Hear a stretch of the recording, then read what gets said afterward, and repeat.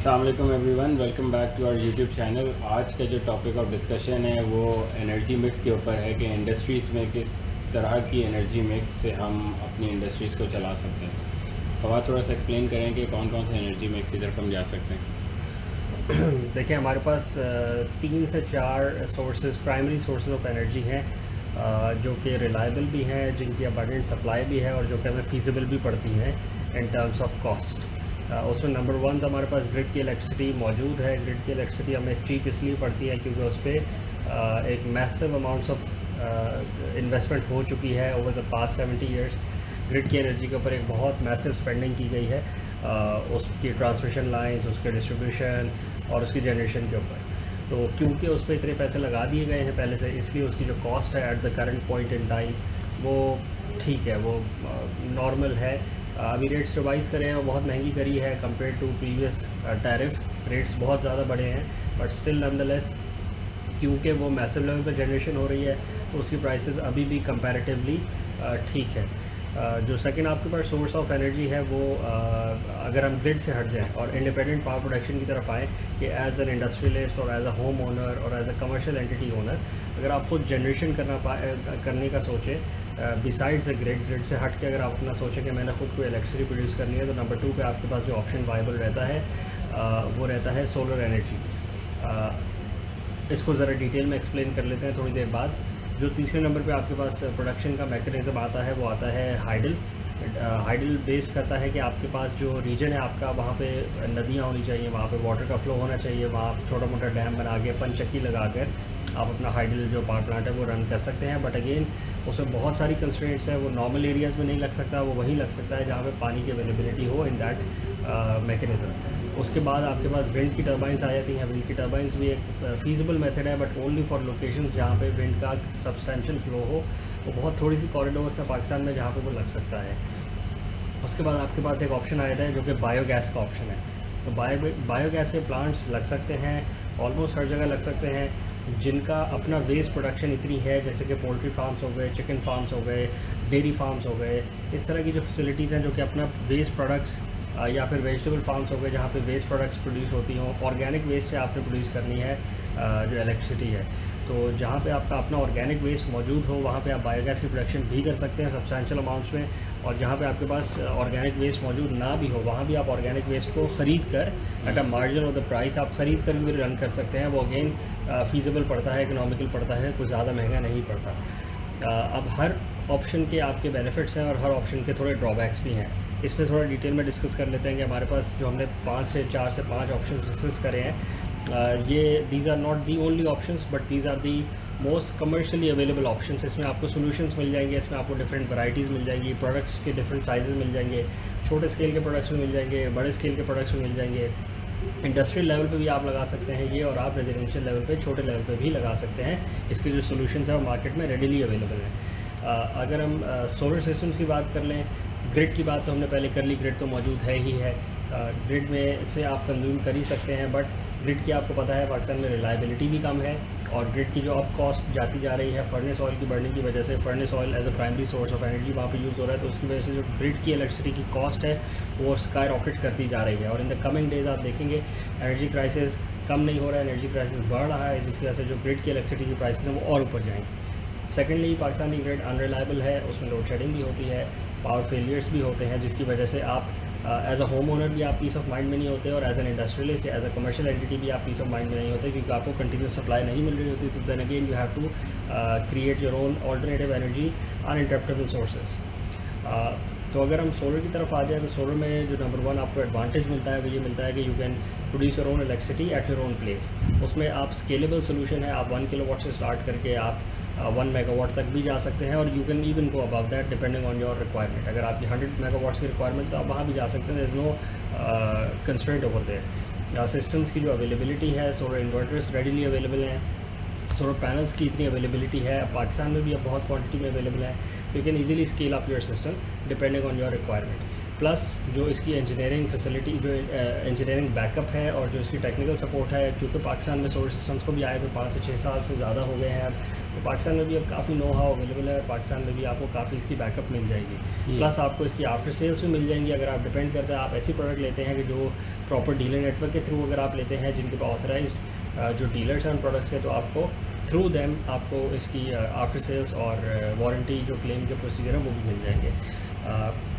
Secondly जो solar में benefit ये होता है कि क्योंकि इसमें मूविंग पार्ट्स कोई नहीं है, इसकी जो एनर्जी जनरेशन है वो पहली बात तो ये क्लीन एनर्जी है, ये is a renewable source of energy, जिसका मतलब है कि आप सनलाइट यूज़ करते हैं, सनलाइट हर रोज़ दोबारा निकलती है, हर दूसरे दिन सन दोबारा निकलता है, तो कोई ऐसी आप चीज़ यूज़ करके प्रोड्यूस नहीं कर रहे होते जिसको आपको ख़रीदना पड़े अगेन एंड अगेन। आपने एक दफ़ा सिस्टम की कॉस्ट को बेयर करना है, उसके बाद सिस्टम की कोई कॉस्ट नहीं है, उसके बाद सिर्फ इसकी मिनिमल मेंटेनेंस है कि आपने सोलर पैनल्स को क्लीन रखना है, प्लस आपके जो बैलेंस ऑफ सिस्टम जो है वो फंक्शनल रहे, प्लस जो आपका इन्वर्टर है वो डस्ट से क्लॉग ना हो जाए, उसकी आपने रूटीन मेंटेनेंस जो सर्विस है वो आपने करके रखनी है। तो बहुत मिनिमल पार्ट्स हैं इसमें जो सर्विस मांगते हैं। उसके साथ साथ इसमें जो मूविंग पार्ट्स के लैक ऑफ मूविंग पार्ट्स है, मूविंग पार्ट्स का ना होना वो बहुत ज़्यादा बेनिफिशियल है, क्योंकि उनकी कोई वेयर एंड टेयर नहीं है। अगर आप एक जेनसेट चलाते हैं तो जेनसेट की एक वेयर एंड टेयर होती है, क्योंकि उसमें डायनामो होता है, जनरेटर होता है जो मूव करता है, उसके मूव करने की वजह से उसकी हीटिंग का भी एक पूरा कंपोनेंट होता है कि वो गर्म होता है, वो हीट प्रोड्यूस करता है, तो उसका कूलिंग मैकेनिज्म होता है, रेडिएटर्स होते हैं और वाटर के पाइप्स होते हैं जिसमें पानी मूव करके, कूलेंट मूव करके आप इंजन को ठंडा रखते हैं। प्लस उसमें लुब्रिकेंट भी होता है जो कि इंजन ऑयल होता है, जो ये इंश्योर करता है कि जो मूविंग पार्ट्स है उसकी जो फ्रिक्शन है वो एज़ मिनिमल एज़ पॉसिबल हो, ताकि हीट डिसिपेशन कम से कम हो। बट नॉनदलेस क्योंकि मूविंग पार्ट्स हैं तो फ्रिक्शन भी पैदा होती है, वेयर एंड टेयर भी होती है, और उसकी रूटीन मेंटेनेंस करना लाजमी होता है। तो compare to all of those इस सिस्टम में क्योंकि मूविंग पार्ट्स बिल्कुल भी नहीं है, तो उसकी वजह से जो आपका मकसद है वो ये है कि इलेक्ट्रिसिटी प्रोड्यूस करना, तो वो ये system without any moving parts electricity आपको प्रोड्यूस कर देता है। एक और बेनिफिट इसका ये है कि as time grows solar technology पे जो एडवांसमेंट है और जो रिसर्च हो रही है वो ज़्यादा से ज़्यादा हो रही है, क्योंकि ग्लोबल डिमांड भी बढ़ती जा रही है। तो जो सोलर सेल्स की जो टेक्नोलॉजी है उसमें एडवांसमेंट की वजह से the cost of a single cell is going down day by day. आप देख सकते हैं 1960s में जब सोलर टेक्नोलॉजी को नासा ने इस्तेमाल किया था, तब सोलर सेल्स की क्या प्राइस होती थी पर यूनिट पर किलोवाट, और आज की क्या प्राइस है। अगर आपने इसको इतना पुराना कंपेयर नहीं करना तो आप 10 साल पहले की प्राइस को आज से कंपेयर कर लें, कीपिंग इन माइंड के यूएस डॉलर पीकेआर पैरिटी को भी आप माइंड में रखें, तो आप देख सकते हैं कि आज का जो सोलर पैनल की कॉस्ट है वो पहले से काफ़ी कम हो चुकी है।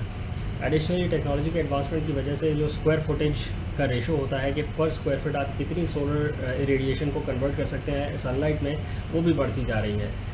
इसका फ़ायदा ये होता है कि कम स्क्वायर फुटेज में आप ज़्यादा एनर्जी प्रोड्यूस करके, फ़र्ज़ करें एक हाई राइज बिल्डिंग है डाउनटाउन सिटी सेंटर में है, तो वहाँ पे स्पेस की कंस्ट्रेंट होती है कि वो अपने रूफ टॉप पे कितने सोलर पैनल्स लगा सकते हैं, क्योंकि उनकी जो प्राइम लोकेशन है वहाँ पे एक लिमिटेशन है। तो जैसे जैसे टेक्नोलॉजी ऊपर जा रही है, बायफेशियल टेक्नोलॉजी आ रही है, सेल्स की जो एफिशिएंसी है वो बढ़ती जा रही है, उसकी वजह से उसी स्क्वायर फुटेज एरिया में आप ज़्यादा एनर्जी प्रोड्यूस कर सकते हैं by using latest technology solar panels. इसका एक और बेनिफिट ये भी है कि क्योंकि ये स्केलेबल सिस्टम है और क्योंकि ये इंटरनेशनल स्टैंडर्ड्स पर डिज़ाइन हो रहा है, तो आपको प्रोडक्ट्स भी वो मिल रही हैं जो इंटरनेशनली मार्केट में अवेलेबल हैं, as long as you buy the right products. क्योंकि ये सिर्फ पाकिस्तान सेंट्रिक प्रोडक्ट नहीं है, ये रीजन स्पेसिफिक प्रोडक्ट नहीं है, ये स्टैंडर्डाइज प्रोडक्ट है। अगर आप टियर 1 की ब्रांड में से सोलर पैनल्स लेते हैं तो वो same solar module throughout the world sell हो रहा होता है। यूएस में भी वही सेल हो रहा होता है और ऑस्ट्रेलिया में भी वही सेल हो रहा होता है और पाकिस्तान में भी वही सेल हो रहा होता है। You just need to make sure कि आप जनरल प्रोडक्ट ले रहे हैं जो मैन्युफैक्चरर टियर 1 की लिस्ट में आते हैं, उसका जनरल प्रोडक्ट हो। नॉन जनरल प्रोडक्ट की हम बात नहीं कर सकते क्योंकि वो तो किसी भी कैटेगरी में फॉल नहीं कर सकता। अब अगर डिसएडवांटेज की तरफ आए सोलर टेक्नोलॉजी की, तो वो ये है कि इसकी इनिशियल स्टार्टअप कॉस्ट ज़्यादा है as compared to other means. अगर एक 10 किलोवाट का जनरेटर आप लेते हैं और अगर आप एक 10 किलोवाट का सोलर सिस्टम लेते हैं तो उनकी प्राइस में काफ़ी फ़र्क है। उसकी वजह यह है कि जो सोलर सिस्टम है उसने सेल्फ जनरेशन करनी है, उसकी जो कॉस्ट है वो 25 ईयर्स की उसकी लाइफ के ऊपर डिवाइड की जाती है। अगर आप एक ऑन-ग्रिड सिस्टम लगवाते हैं या ऑफ-ग्रिड सिस्टम लगवाते हैं या हाइब्रिड सिस्टम लगवाते हैं, तो उसमें सारे के सारे कंपोनेंट जो है वो 25 ईयर्स की लाइफ होनी है, एक्सेप्ट बैटरीज। बैटरीज में भी डिपेंड करता है कि आप अगर आप 2 साल वाली, 5 साल वाली, 8 साल वाली, 10 साल वाली या 15 साल वाली, जो भी आप बैटरीज यूज़ करते हैं, जो उनकी लाइफ स्पैन है, तो उसकी जो बैटरी की कॉस्ट है वो उसकी लाइफ स्पैन पर डिवाइड किया जाएगा। बट रिमेनिंग बैलेंस ऑफ जो रिमेनिंग पूरा सिस्टम है उसकी प्राइस 25 ईयर्स पर डिवाइड की जाएगी। तो उसकी वजह से इनिशियल कॉस्ट ज़्यादा हो जाती है, बट अगर आप पूरे 25 ईयर्स के स्पैन पे उसकी कॉस्ट को डिवाइड करें तो वो बहुत कम आती है as compared to these gensets या फिर other sources of energy generation. Gensets की प्राइस या फिर ऑल्टरनेटिव सोर्सेज की जो एनर्जी प्रोडक्शन है उसकी प्राइसेस शुरू में इनिशियल इन्वेस्टमेंट कम होती है, बट क्योंकि उसमें कोई ना कोई सोर्स ऑफ फ्यूल डल रहा होता है उनको रन करने के लिए, तो उसकी कॉस्ट अगर आपने निकालनी है तो again you have to divide the entire cost over the 25 year period. Plus उसमें हैसल भी है, मेंटेनेंस का भी इशू है, और उसमें आपको मेंटेनेंस करनी है, जिसका मतलब है कि फेलियर के चांसेस बहुत ज़्यादा हो जाते हैं। सोलर टेक्नोलॉजी का भी एक ड्रॉबैक ये है कि आपको अगर 24 आवर्स की बैकअप चाहिए, you just want to rely entirely on the solar system, that again you have to install batteries. Batteries का इशू कोई नहीं है, बैटरीज़ का एक पीस ऑफ माइंड का एक मसला चल रहा है पाकिस्तान में कि कंज्यूमर्स के जहन में कुछ अभी ख़दशात हैं और कुछ जस्टिफाइड या अनजस्टिफाइड हो कंसर्न्स हो, बट कंसर्न्स हैं कि बैटरीज़ की लाइफ क्या होगी, बैटरीज़ की कॉस्ट क्या होगी, और बैटरीज़ रिलायबल भी हमें रहेंगी कि नहीं। तो कंसर्न्स है, कंसर्न्स ओवर टाइम जैसे जैसे लोग एक्सपीरियंस करेंगे उनके कंसर्न्स दूर होते जाएंगे। किसी के कहने से, हमारे बार रिपीट करने से, मैन्युफैक्चरर के प्रोडक्ट ब्रोशर्स निकालने से, एडवर्टाइजमेंट करने से कंसर्न्स दूर नहीं होते। कंज्यूमर जब तक एक्सपीरियंस नहीं करता, उसके किसी दोस्त ने ना लगवाई हो, उसके किसी जानने वाले ने ना लगवाई हो, या उसने खुद फिज़िकली सेल्फ एक्सपीरियंस ना किया हो, तो उसका कंसर्न जो है वो दूर नहीं होता। तो ओवर टाइम जैसे जैसे नई टेक्नोलॉजी को अडॉप्ट किया जाएगा, बेशक अभी छोटे लेवल पे अडॉप्ट किया जाएगा, तो फिर उसका कंसर्न्स दूर हो जाएंगे कंज्यूमर के, फिर इन द लॉन्गर रन वो एक्सपैंड करेंगे और बड़े लेवल पे आ जाएंगे। तो अगर 24 आवर्स का आपने जाना है सोलर सिस्टम्स के लिए, तो you have to go for battery backup, जिसका मतलब है कि आप 6 आवर्स में इतनी प्रोडक्शन करते हैं कि बाकी 18 आवर्स के लिए आप एनर्जी अपनी स्टोर कर लेते हैं बैंक्स के अंदर, और उस एनर्जी को बाकी टाइम में यूज़ करते हैं। अगर हम आ जाएँ बायोगैस की तरफ, इसमें आप कुछ और ऐड करना चाहेंगे? इसका एक और भी डिसएडवांटेज है, जो बादल आ जाएँ या रेनी सीज़न में जो है ये काम नहीं करता, 24 आवर्स वर्किंग नहीं होती। अगर इंडस्ट्री को बहुत ज़्यादा नीड है और डायरेक्ट पावर सिर्फ सोलर से ले रहे हैं, तो फिर आप थोड़ा सा रिस्की हो सकते हैं कि जिस दिन बादल आ गए तो उस दिन प्रोडक्शन कम हो गई, तो फिर आपको इशू आ सकता है। अगेन इसके अगर पूरा कंप्लीट सिस्टम लगवाएं जिसमें आपके पास बैटरीज हों, चाहे वो मेगावाट्स की हों या किलोवाट्स की हों, तो फिर आपके पास एक बफर अच्छा क्रिएट हो सकता है। तो यही थोड़े से ड्रॉबैक्स और पॉजिटिव पॉइंट्स हैं सोलर के, जो जिसको आपने जब भी इंस्टॉल करवाना है या जब भी आप डिज़ाइन कर रहे हैं सिस्टम को, तो इन चीज़ों को आपने कीप इन माइंड रखना है, ताकि आपका सिस्टम जो है वो मोर रिलायबिलिटी की तरफ जाए। जो बैटरीज़ की हम बात कर रहे हैं कि लोगों के पास बड़ा नेगेटिव एक्सपीरियंस है बैटरीज़ का, वो भी इसीलिए है क्योंकि जो बैटरीज़ यूपीएस में लोगों ने लगाई पाकिस्तान में, वो यूपीएस के लिए बनी नहीं थी, वो गाड़ियों की बैटरी थी शॉर्ट बर्स्ट वाली, तो उनको हमने खुद यूज़ गलत तरह किया। अब जब किसी भी प्रोडक्ट को हम गलत यूज़ करते हैं तो उसका एक्सपीरियंस भी हमारे साथ गलत हो जाता है। जो टॉल ट्यूबुलर बैटरीज या लिथियम आयन बैटरीज जो अब सोलर के लिए बन रही हैं, वो बनी ही सोलर के लिए, जिसमें इतना बर्स्ट नहीं देना होता और इतना टॉर्क हम नहीं देते उनसे, तो उनकी लाइफ भी ज़्यादा है। वो कम से कम भी टॉल ट्यूबुलर बैटरी ही 5 साल चल रही है, और जो लिथियम आयन बैटरीज हैं वो तो 10 ईयर्स आराम से चल जाती है। तो जो सही प्रोडक्ट अगर हम सही तरह डिज़ाइन करेंगे और फिर सही जगह उसको लगाएंगे, तो तभी उस सिस्टम का फ़ायदा होगा, वरना हम यही कहेंगे कि ये सिस्टम ही बेकार है, ये सही आउटपुट नहीं देता और ये रिलायबल सिस्टम नहीं है। रिलायबल सिस्टम होने के लिए कुछ चीज़ें बड़ी इंपॉर्टेंट हैं कि वो सही तरह डिज़ाइन हुआ हो और सही मकसद के लिए आपने सही चीज़ वहाँ पे इंस्टॉल करी भी हो। अगेन यूजेज पे भी डिपेंड करता है। किसी भी प्रोडक्ट को अब्यूज़ करेंगे या उसको उसकी रेटिंग से बाहर आप निकल के इस्तेमाल करेंगे तो उसकी लाइफ कम हो जाएगी। अगर बैटरीज़ पे आप बहुत ज़्यादा करंट डालेंगे और बहुत हाई करंट पे उसको चार्ज करो, हाई करंट पे डिस्चार्ज करेंगे तो उसकी लाइफ कम हो जाएगी। तो उसका सोल्यूशन ये होता है कि बैटरी बैंक को ओवरसाइज़ किया जाता है ताकि इंडिविजुअल बैटरी कंपोनेंट्स पे ज़्यादा लोड ना आए। तो अगेन ये एक डिज़ाइनिंग का एक प्रोसेस है। अगर आप बिल्कुल सोचे समझे बगैर किसी से भी बैटरीज़ लगवा लेंगे डिज़ाइन किए बगैर, तो बैटरीज़ की लाइफ में जनरली फ़र्क आएगा। हो सकता है अगर आपको बैटरी ने 3 साल किसी ने देने हो तो आपको हो सकता है 1 साल दे, हो सकता है 6 महीने दे, हो सकता है 2 साल दे, depending on how much you abuse the battery. Abuse का मतलब ये है कि आप उसको ऐसे इस तरीके से इस्तेमाल करें जिस तरह वो डिज़ाइन नहीं। हर चीज़ की एक डिज़ाइन कंस्ट्रेंट होती है, उसको कुछ चीज़ें सोच के माइंड में बनाया गया होता है कि जिससे उसकी मैक्सिमम लाइफ आपने लेनी है। अगर आप एक जनरेटर को ओवरलोड करते रहें, ओवरलोड बार बार करते रहें, इंजन उसका बार बार बंद होता जाएगा, कुछ टाइम बाद वो ख़राब हो जाएगा, उसका कोई ना कोई कंपोनेंट फेल कर जाएगा। अगर आप इंजन ऑयल का साफ़ नहीं रखेंगे, आप पुराने इंजन ऑयल पे चलाते रहेंगे, अगेन इंजन सीज़ कर जाएगा, इंजन में ज़्यादा डस्ट एक्यूमुलेशन हो जाएगी या कोई कंपोनेंट ब्रेक कर जाएगा। तो हर डिवाइस की एक सेट रिक्वायरमेंट होती है कि उसको उन्हीं कंस्ट्रेंट्स के अंदर चलाएं ताकि उसकी मैक्सिमम लाइफ आप अटेन कर सकें। चलती रहेगी, अगर आप अब्यूज़ भी करेंगे, कुछ टाइम चला लेंगे आप उसे, बट फिर आप अपना ही नुकसान करेंगे, क्योंकि you are the owner of that product. It is you who needs to make sure कि आप अपनी प्रोडक्ट को अब्यूज़ ना करें, ताकि आप उसकी मैक्सिमम लाइफ ले सकें। आगे चलें, नेक्स्ट प्रोडक्ट पे बात करते हैं। नेक्स्ट जो सोर्स ऑफ जनरेशन है वो अवेलेबल है, हाइडल और विंड जो है वो पाकिस्तान में रेडिली अवेलेबल उन एरियाज़ में है जो कि प्राइम लोकेशंस है। हाइडल अवेलेबल है नॉर्दर्न एरियाज़ में, जहाँ पे रिवर्स ट्रिब्यूटरीज़ और स्मॉल डैम्स बना के आप पंचक्कियाँ लगा सकते हैं, या फिर आप लार्ज लेवल पे भी आप जो हाइडल की जनरेशन है वो कर सकते हैं। इस पर हम ज़्यादा डिटेल में डिस्कस नहीं करते, बट अगेन हम इस पर ये रिफ्लेक्ट कर सकते हैं कि ये एक रिन्यूएबल सोर्स ऑफ एनर्जी है, तो इसके जो ग्रीन हाउस गैसेज और जो ग्लोबल वार्मिंग की तरफ इफ़ेक्ट्स हैं वो बिल्कुल नेग्लिजिबल होते हैं। सिर्फ प्रोडक्ट की जो प्रोडक्शन है, सिर्फ उसके जो इफ़ेक्ट्स हैं वो आपको फेस करने पड़ते हैं, but during the operations, during the usages of the product कोई ऐसी ग्रीन हाउस गैसेज और एमिशंस आपकी प्रोड्यूस नहीं होती जिसको आप बोलें कि वो हार्मफुल है और वो ग्लोबल वार्मिंग में पार्टेक करें। Again, hydel is a renewable source of energy, wind is also a renewable source of energy, and solar is also a renewable source of energy. देखने की बात यह है कि हाइडल 24 आवर्स आपको अवेलेबल हो सकती है। अगर आप डैम की स्टोरेज कर लें, वाटर की स्टोरेज कर लें, तो आपको 24 hours 365 days a year water की अवेलेबिलिटी मिल सकती है। विंड की availability predictable, you can predict कि किस टाइम पे आपको विंड करंट्स मिलेंगे और किस टाइम पे नहीं मिलेंगे, तो अगेन 24 आवर्स के लिए वो यूज़ की जा सकती है। सोलर में ये प्रेडिक्टेबिलिटी अभी नहीं है, क्योंकि जो हमारे सोलर पैनल्स हैं उनकी इतनी एफिशिएंसी नहीं है कि वो मून लाइट से चल सके। जो रेडियंस की जो एफिशिएंसी हमारे सोलर पैनल्स की है वो अभी सनलाइट को ही हम 21-22% पे जाके कैप्चर कर पा रहे हैं। तो जो मून लाइट है उसमें भी इतनी रेडियंस, इतने फोटॉन्स की एनर्जी हाई नहीं है कि हम उसको कैप्चर करके एनर्जी प्रोड्यूस कर सकें। May be in the coming 2 decades 1 decade, depending on the technological advancement, आने वाले दिनों में ये भी हो सकता है कि मून लाइट की एनर्जी को भी कैप्चर करके उसको एनर्जी में कन्वर्ट कर दिया जाए। उस वक्त फिर हम ये कह सकते हैं कि हमारे पास 24 आवर्स का सोलर का फीजिबिलिटी बन सकती है। But at this point in time हम अभी मिक्स करके चलाएंगे। अभी अगर हमें रिन्यूएबल्स की तरफ जाना है तो हमें दिन में सोलर चाहिए, और एज अ बैकअप मैकेनिज्म हमें विंड करंट एरियाज़ में जो विंड टर्बाइंस हम उनको लगा के अपनी पावर की सप्लाई को मीट कर सकते हैं। और अगर हमारे पास हाइडल अवेलेबल है तो हम उसको भी एज अ जनरेशन बैकअप हम उसको हमेशा यूज़ कर सकते हैं। तो अगेन ये रिन्यूएबल्स का मिक्स है।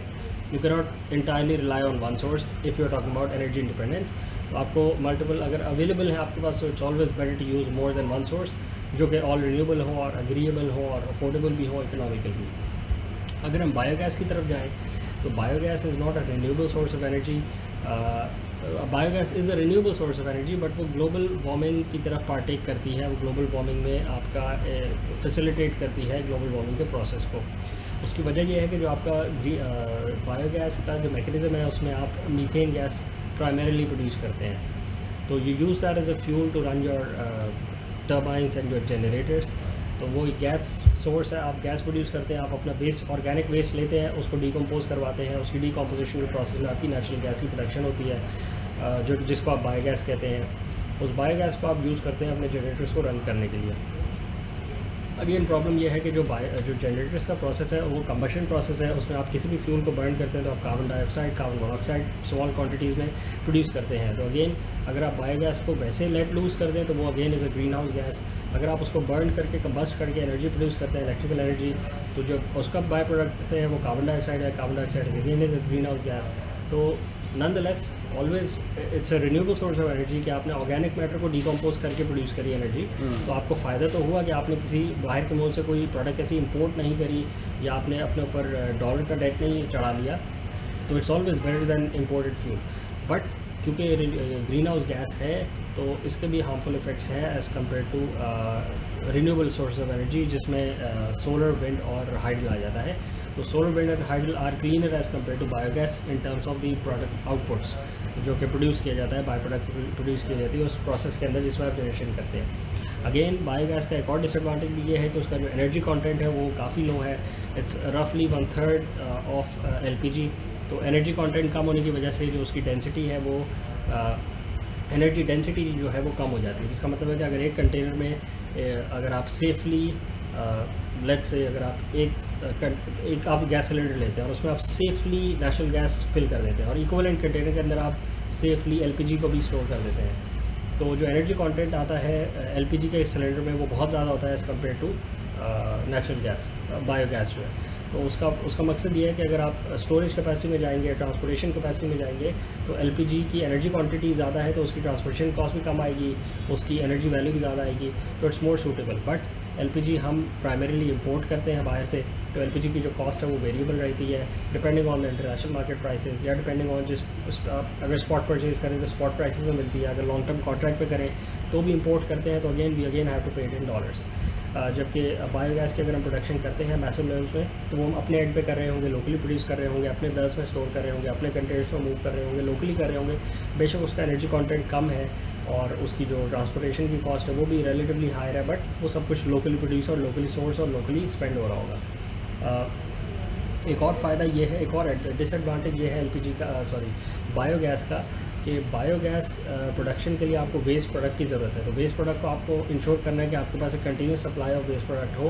अब कंटिन्यूस सप्लाई वेस्ट प्रोडक्ट की आप जनरेट कर सकते हैं। डेयरी फार्म्स के पास आइडियल लोकेशंस है, कैटल फार्म्स, जो आपके चिकन फार्म्स है, पोल्ट्री फार्म्स है, इन सब के पास abundant supply of waste products होती है, जिससे आप बायोगैस अपनी जनरेट कर सकते हैं। बेकरीज़ के पास प्रोडक्ट्स होती हैं, जो ब्रेड है, जो वेस्ट प्रोडक्ट होती है। वेजिटेबल मार्केट्स के पास ऑर्गेनिक वेस्ट, आपको नेसेसरली आपको ऑर्गेनिक वेस्ट चाहिए जिससे आपने डिकम्पोज करवा के अपनी बायोगैस आपने प्रोड्यूस करनी है।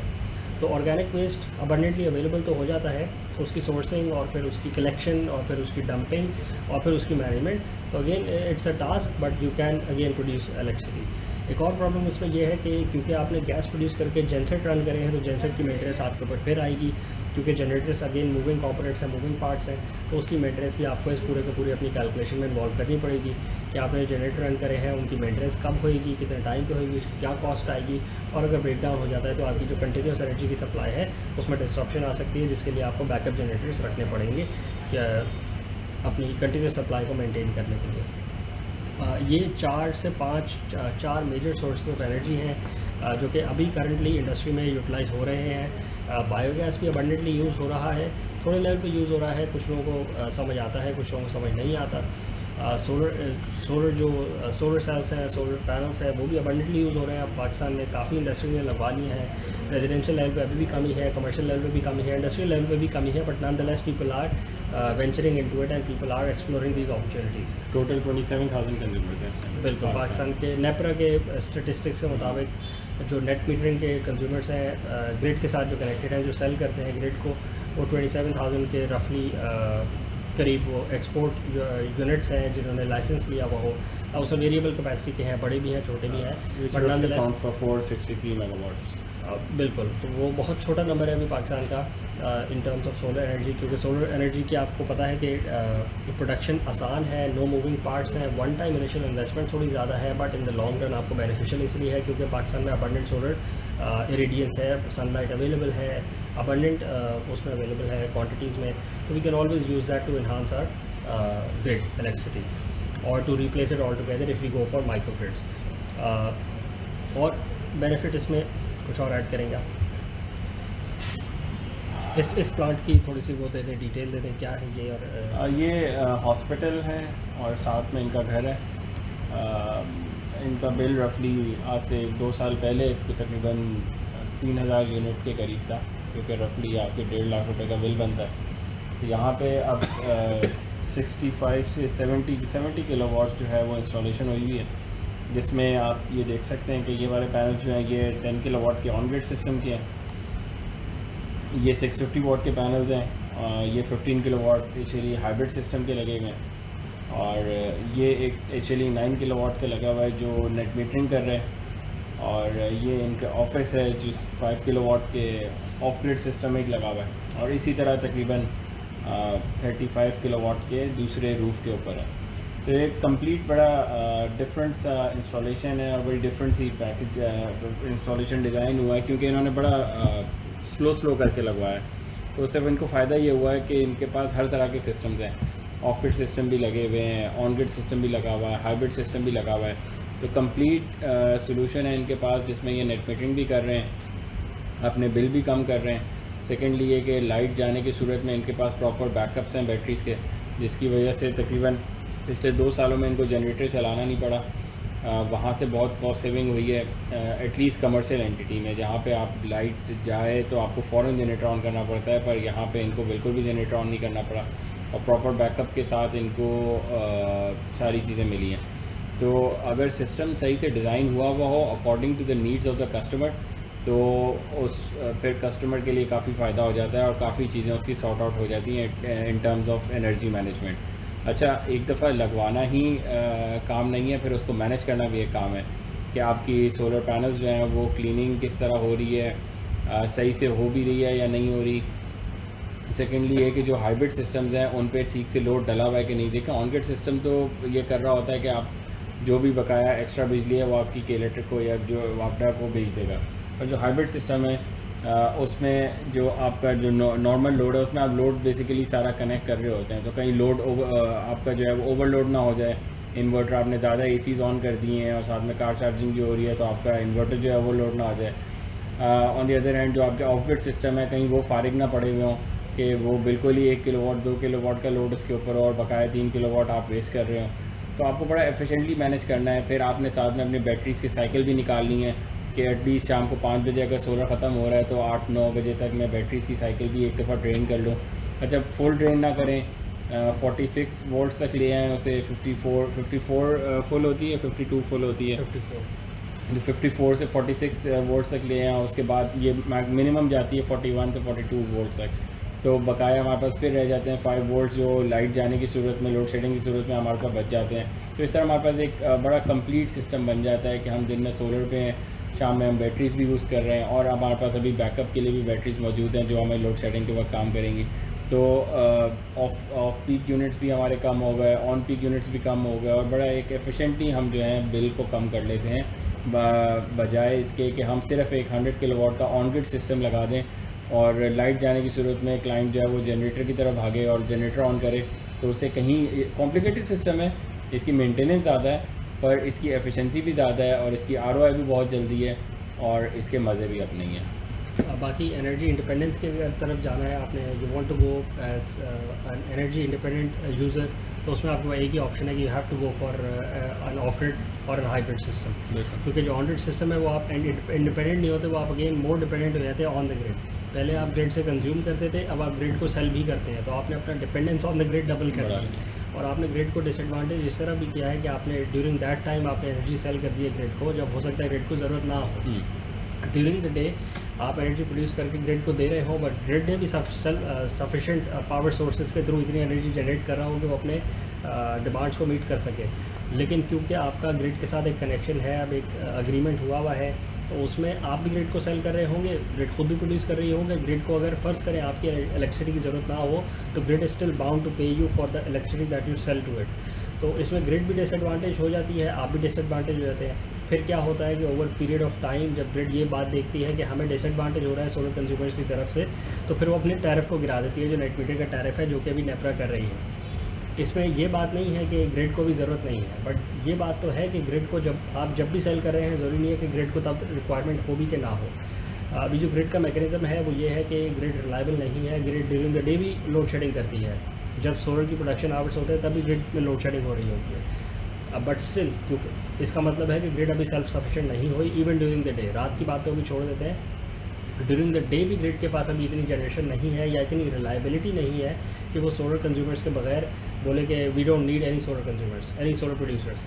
बट क्योंकि ग्रिड को ये देखा है कि हमें फाइनेंशियल लॉस हो रहा है, मॉनेटरी पेमेंट्स हमें करनी पड़ रही हैं जो कि हमें पहले नहीं करनी पड़ती थी, तो grid can think on any day, वो किसी भी दिन ये तहिया कर सकते हैं कि हमने जो टैरिफ का वैल्यू है वो हम कम कर दें। तो ग्रिड के पास हमेशा राइट रहेगा, क्योंकि grid management is a separate issue as compared to what you sell to it. आपने तो जो प्रोड्यूस किया ग्रिड को दे दिया, ग्रिड कभी भी बोल सकते हैं हमें नहीं चाहिए, या हम इस पर आप हमें सेल करोगे तो हम इस पर नेगेटिव चार्जिंग भी कर सकते हैं। तो ग्रिड के पास ये राइट रिजर्व है। अभी ग्रिड स्टिल वाइबल है। अभी आपको पहले 22 रुपये 20 रुपये depending on off peak units, कोई फिक्स टैरिफ नहीं है कि इलेक्ट्रिक की हद अगर हम बात करें, किसी यूज़र को ऑफ पीक टैरिफ 28 रुपये लग के आ रहे हैं रेजिडेंशियल लेवल पे, और किसी ऑफ पीक यूज़र को रेजिडेंशियल यूज़र को ऑफ पीक टैरिफ में 23 रुपये भी लग के आ रहा है, किसी को 20 रुपये भी लग के आ रहा है। तो खैर वेरिएबल रेट है, बट अभी जो भी आपको दे रहे हैं ऑफ पीक टाइम्स के अगेंस्ट में जो नेट मीटरिंग का बेनिफिट दे रहे हैं, ये कल को कम कर सकते हैं, क्योंकि ये उनका राइट है कि उनको कितना चाहिए, उन्होंने किस रेट पे आपसे ख़रीदना है। But on the other hand if you go for battery storage and you go for all together energy independence, which means आपके पास ड्यूरिंग द डे इतनी सेल्फ सफिशेंसी हो, इतनी सोलर प्रोडक्शन हो कि आप अपने रियल टाइम में अपने लोड को पावर दे रहे हो, प्लस आपके पास इतना बैटरी बैंक्स मौजूद हो कि आप ड्यूरिंग द डे अपनी सारी बैटरीज को चार्ज कर लें, जिनको आप डिस्चार्ज करें ड्यूरिंग द नाइट। जो बाकी 3 हिस्से हैं दिन के, उसमें आप अपनी एनर्जी के थ्रू कंज्यूम करें अपनी एनर्जी को, जिसका मतलब है कि you can easily go of the grid. जिसमें होता यह है कि आपको ग्रिड की ज़रूरत नहीं होती, आपकी सेल्फ जनरेशन इतनी होती है कि आपका 24 आवर्स का जो लोड है वो आप सेल्फ पावर कर सकते हैं। उसमें जो रिप्लेसमेंट कॉस्ट आपकी आएगी वो बैटरीज़ की आएगी। अब डिपेंड करता है आप कितनी अच्छी बैटरीज लगवाते हैं, कौन सी लगवाते हैं, और उसको किस तरह यूटिलाइज़ करते हैं, कितनी उसकी मेंटेनेंस अच्छे तरीके से करते हैं। उस इन सारे वेरिएबल्स के ऊपर डिपेंड करेगा कि आप उनसे कितना जूस ले सकते हैं, कितनी लाइफ ले सकते हैं। उसकी कॉस्ट आपने मिक्स में ऐड करनी है। अगर आप कैलकुलेशन कर लें तो अगेन ये आपको के इलेक्ट्रिक या ग्रिड की इलेक्ट्रिसिटी से बहुत सस्ता पड़ता है। आप कैलकुलेशन कर लें, अगर आप नॉर्मल बैटरी से भी कैलकुलेशन करेंगे तो आपको दिखेगा कि ये फीजिबल है। रिलक्टेंस है कस्टमर्स की, क्योंकि इसमें एनर्जी मैनेजमेंट है, कंज्यूमर को अपने एंड पे लोड को मैनेज करना पड़ता है, कंज्यूमर को इन एक्स्ट्रा कंपोनेंट्स की केयर करनी पड़ती है। ऑन ग्रिड सिस्टम में कुछ भी केयर नहीं करनी पड़ती, बट क्योंकि उसमें सारी की सारी आपने ग्रिड को यूज़ करके उस पर बर्डन डाला है, तो उसमें आप तो बेनिफिट कर गए, बट ग्रिड पे आपने डिसएडवांटेज कर दिया ग्रिड को, तो उसने आपसे सारा ख़रीदना ही है। तो अब ये थोड़ी सी टसल चलेगी, थोड़ी सी टग ऑफ वॉर चलेगी। ग्रिड अपने आप को देखेगी कि हमने किस रेट पे हमें फीजिबल रहता है, ग्रिड टैरिफ को भी कम करेगी। हम पिछले काफ़ी टाइम से यही बात रिपीट कर रहे हैं कि ये इनेविटेबल है, ये होना ही होना है कि जो ग्रिड ने आपको फीड इन टैरिफ दिया हुआ है वो रिवाइज़ होना ही होना है। वो आज जो भी है वो कम हो गए 10 रुपये, 5 रुपये, 8 रुपये, 3 रुपये, 2 रुपये, 0 रुपये तक वो जा सकता है। थ्रू आउट द वर्ल्ड हमने यही देखा है। जिन भी कंट्रीज में सोलर टेक्नोलॉजी इनिशियल अडॉप्शन की तरफ थी, उस वक्त टैरिफ नेट मीटर का टैरिफ ज़्यादा होता है। ओवर द पीरियड जब अडॉप्शन ज़्यादा हो जाती है और तो जो ग्रिड होती है वो उसका फीड इन टैरिफ कम करती जाती है, क्योंकि उसको ज़रूरत कम होती रहती है। और ओवर फिर जब मेच्योर हो जाती है पूरी टेक्नोलॉजी, तो फिर एक बिल्कुल बेसिक थ्रेशोल्ड पे ला के रोक दिया जाता है, क्योंकि अब ग्रिड को उस वक्त ग्रिड को फिर और सोलर टेक्नोलॉजी के अडॉप्शन का कोई फ़ायदा नहीं हो रहा होता, उसको सिर्फ खरीद के उसकी पेमेंट करनी पड़ती है। तो उसको ऐसे लेवल पे ला के रोक दिया जाता है जिसपे सोलर प्रोड्यूसर्स को भी थोड़ा बहुत बेनिफिट हो जाता है मार्जिनल सा, और ग्रिड को भी डिसएडवांटेज नहीं होता कि वो अगर सारी बिजली खरीद भी ले तो वो नेगेटिव में नहीं चली जाती, वो जो परचेजिंग होती है उनके एंड पे। तो पाकिस्तान में भी इनेविटेबल है, पाकिस्तान में भी कंज्यूमर्स को ये बात अपने जहन में रखनी चाहिए कि over the coming years tariff net meter का जो टैरिफ है वो नीचे आएगा ही आएगा। If you want to go completely off the grid, you still have options. आप आहिस्ता आहिस्ता अपने आप को कन्वर्ट कर सकते हैं, अपनी एनर्जी मैनेजमेंट कर सकते हैं, अपने जो कंजम्पशन है उसको भी आप मैनेज कर सकते हैं, उसको एफिशिएंट कर सकते हैं, अपनी डिवाइसेस को चेंज कर सकते हैं, जिसके थ्रू आप ओवर द कमिंग ईयर्स अपने आप को इंडिपेंडेंट कर सकते हैं फ्रॉम द ग्रिड। ये सारे एफिशिएंसी के काम तो आपको एनी हाउ आज भी करने चाहिए और आपको 10 साल पहले भी करने चाहिए थे, क्योंकि in any case you were buying from the grid to run your inefficient devices, तो it's always better to go for energy efficiency.